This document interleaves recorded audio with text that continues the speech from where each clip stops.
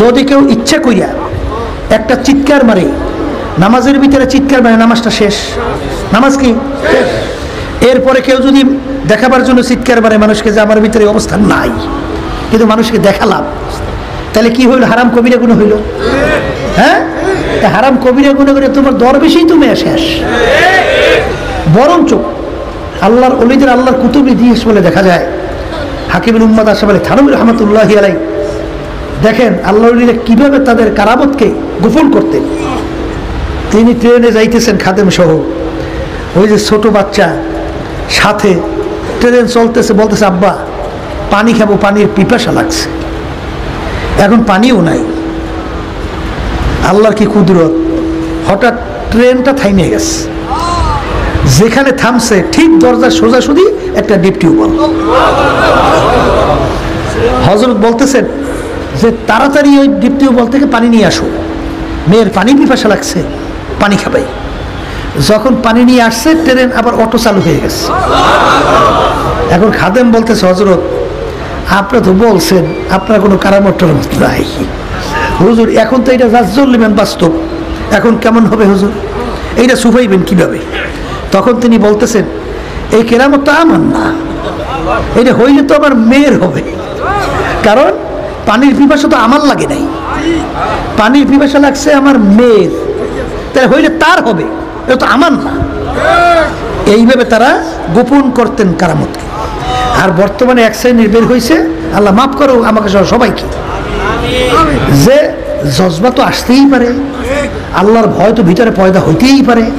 কারণ আল্লাহ রাব্বুল আলামিন বলছেন যে এক শ্রেণী আমার এরকম বান্দাবান্দি আছে, ফাইজা তুলিয়াত আলাইহিম আয়াতুহু যাদাতুহুম ঈমানা, যখন তাদের কাছে আমার আয়াত তেলাওয়াত করা হয়, যখন আমার আযাব ও গজবের আলোচনা করা হয়, আমার কুদরতের যখন আলোচনা করা হয়, তখন তাদের কলবটা থরথর করে কাঁপে ওঠে, তাদের অবস্থা চামড়া থরথর করে কাঁপে ওঠে। তাহলে এটা তো হইতেই পারে, কথা বোঝেন না কেন? যেমন নাকি একটা লোক যদি ইন্তেকাল হয়, মারা যায়, মারা যাওয়ার পরে দেখবেন 5 জন বাচ্চা আছে, সব বাচ্চাদের ভিতরে হালাত একরকমের হয়, অনেক পার্থক্য না? একজন দেখবেন যে কান থেকে বেহুশিতে পড়িয়ে যায়, আর যদি আবার চুপ করে বসে আহ, তার ভিতরে জজবা হালাত আছে না? তার ভিতরে বাপের ইন্তেকালের ব্যথা আছে না? আল্লাহ রাসূল সাল্লাল্লাহু আলাইহি ওয়াসাল্লাম যখন ইন্তেকাল করলেন, ওমর ফারুক রাদিয়াল্লাহু তাআলা স্বাভাবিক হুঁশ হারাই ফেলছে, স্বাভাবিক অবস্থান নাই। তিনি তরবারে নিয়ে হাঁটতেছেন আর বলতেছেন, 2-3 জন লোক একত্রে কথা বললেই কাছে যাই শুনতেন কি বলতেছে, তোরা কি আলোচনা করতেছ?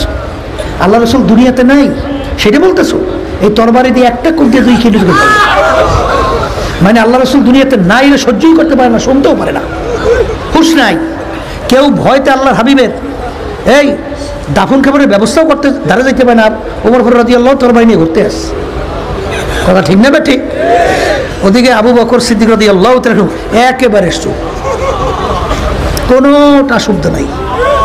তা তার ভিতরে কি ওমর ফারুক রাদিয়াল্লাহু তাআলা সে জ্বালা কম, ব্যথা কম, বরং আরো বেশি না? তাহলে কি হইল? আল্লাহ রাসূল সাল্লাল্লাহু আলাইহি ওয়াসাল্লাম ইন্তেকালের পরে মাঝে মাঝে আহ করে একটা শব্দ বের করতেন, কলিজা পুরো শব্দ ভিতর থেকে বের হয়ে যায়।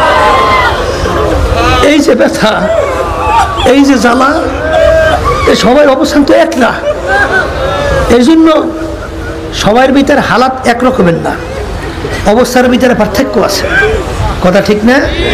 কিন্তু এই কথা বলার উদ্দেশ্য এটা, খবরদার বাজার চরমনাইতে আসছেন, আল্লাহ অনেকে নেয়ামত দান করছেন, কিন্তু ইচ্ছে কইরা নেয়ামত ধ্বংস করিয়েন না, নেয়ামত কি করিয়েন না? ধ্বংস করিয়েন না। আর কিতাবের ভিতরে আসছে, যার ভিতরে আল্লাহ রাব্বুল আলামিন ইশক দান করছেন, মহব্বতের আগুন ধাউ ধাউ করে জ্বলতেছে, জাহান্নামের ভয় ভিতরে পয়দা হয়েছে, সে যদি তার এই হালাতকে যদি গোপন কইরা এবং ধৈর্য সহকারে সে আটকাইয়ে রাখতে পারে, আল্লাহ রাব্বুল আলামিন 100 শহীদের মর্তবা, শহীদের মর্যাদা আল্লাহ তাকে দান করবে।